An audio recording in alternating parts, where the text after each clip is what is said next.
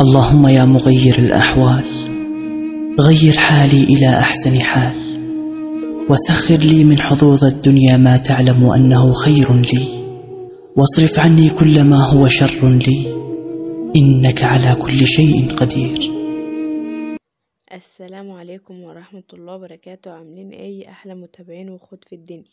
النهاردة ان شاء الله هعمل معاكم تخزين القرنبيط والكرنب. اتمنى ان الفيديو يعجبكم. لو عجبكم الفيديو ما تنسونوش باللايك والاشتراك وتفعلوا الجرس عشان كل ما انزل فيديو يوصلكم. طبعا زي ما انتم شايفين انا جبت هنا قرنبيط وكرنب من عند بيت اهلي. طبعا ده موسم القرنبيط فلازم نخزنه منه ونشيله، ما بيحصلهوش اي حاجه. انا بخزنه كل سنه وبطلع بجلي منه على طول وبيبقى كأنك لسه جايباه. جربوا الطريقه دي معايا ان شاء الله هتعجبك، انا متاكده ان هي هتعجبك وهتعتمد عليها على طول. انا بقالي سنين بخزن بالطريقه دي اللي انت هتشوفها معايا في الفيديو، ولا بيعمل معايا اي حاجه، وبطلعه الواحده بوحدتها سليمه وبجلي منه على طول. طبعا هنا لازم بتشيلي بقى الحاجة اللي انت اللي هي بتبقى مزروعة في دي.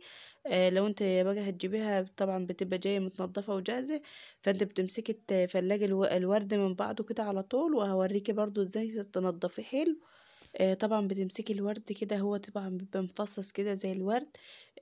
بتمسكي كده لازم تشيلي العرنج اللي فوق ده، اللي هو اللي بيبقى فتل كده زي فتل كده فوق، فانت لازم تشيليها عشان ما بتبقاش حلوة معاكي خالص في الاكل.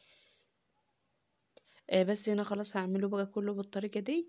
انا كنت مطلعة 3 وهو برضو والدي يعني كان جايب لي 2 كمان، فكنت مخزنة 5. وهتشوفوا برضو كل حاجة معايا في الفيديو.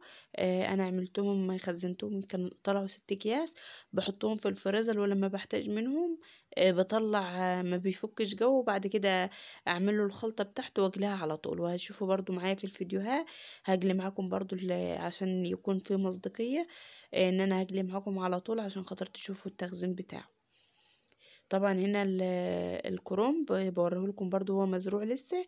هطلع برضو الاتنين دول عشان خاطر هخزنهم. انا هخزن كيس وهعمل كيس. هما 2 والورق بتاعهم ياما فهيكفوني مرتين. وهنا بقى خلاص كنت روحت البيت وقلت اما اسلكهم على طول عشان خاطر ما يبوظوش او كده مني.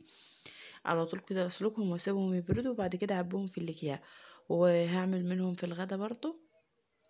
طبعا هنا خلاص مسكتهم شطفتهم كده الواحدة بوحدتها تحت الحنفية، ولو فيهم حاجة سمرة وكده من فوق اعملوها برضو بالسكين.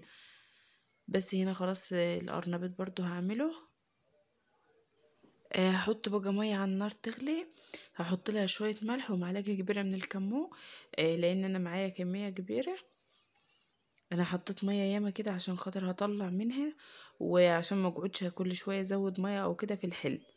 المية دي كفت يعني سلق القرنبيط والكرنب، لان انا طبعا هعمل كمية كبيرة، مش هعمل دور او 2، انا هعمل كمية كبيرة.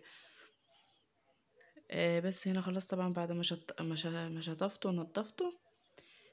همسكه بقى ايه. هعمله على طول هسلقه يدوبك غلوة واحدة بس وتطلعه على طول، وهتطلعيه في مية ساقعة وتمسكيه برضو تفرديه عشان خاطر ما يليونش على بعضه او يعجن من بعض. تحط واحدة في ريح واحدة، واحدة في ريح واحدة، عشان خاطر يبقى حلو الواحدة ماسكة نفسها. وطبعا لسه ما بتحطيه في الفريزر بياخد لسه سوا زيادة، فانت تحاولي على قد ما تقدري تطلعيه طري شوية. وطبعا لما تيجي هتطلعيه في المية الساقعة دور او 2، وبتلاقي المية الساقعة دي بقت سخن.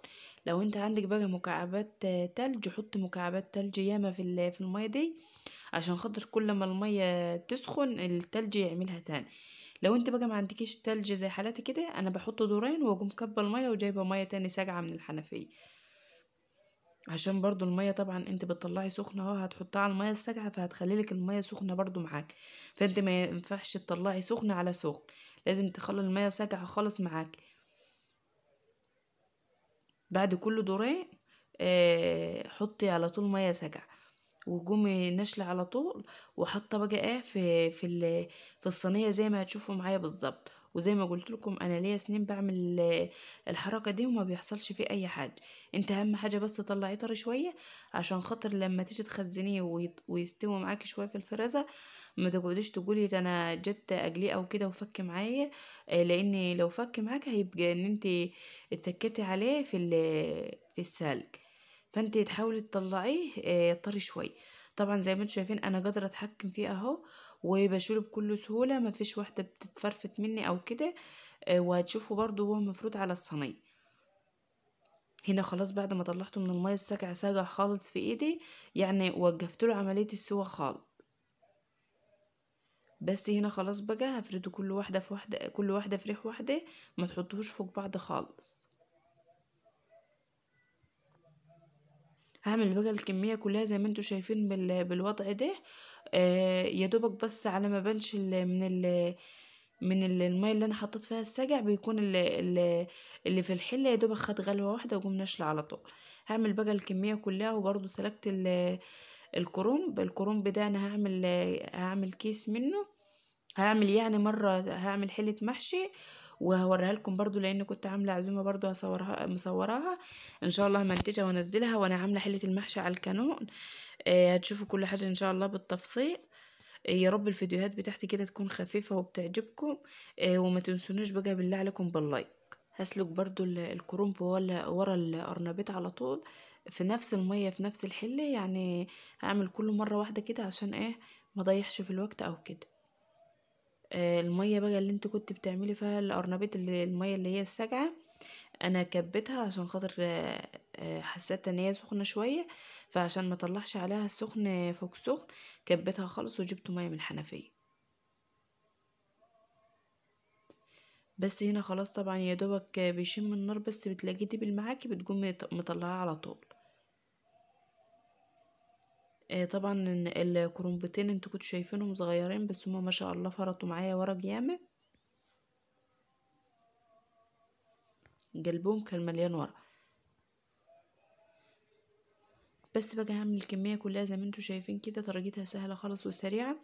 بعد بقى الكرنب ده ما يدبل خالص وينزل المية، هقوم بقى مقطعاه وحطها على طول في اكياس وشايلاه في الفريزر، واطلع منه على قد حلة المحشي والباقي احطه في الفريزر. هنا خلاص بقى كنت خلاص خلصته وحطيته كده على الصينية وسبته خالص يبرد خالص. وعلى ما خلصت اللي ورايا بعد كده عبيته وعملت برضو منه للغدا زي ما انتوا شايفينه. حاجة كده سهلة بتطلعي من الفريزر تحطيه في الخلطة بتاعته وتقلي، وبألف هنا وشفا عليكم. يا رب الفيديو بتاعي يكون عجبكم، واستودعكم الله، والسلام عليكم ورحمة الله وبركاته.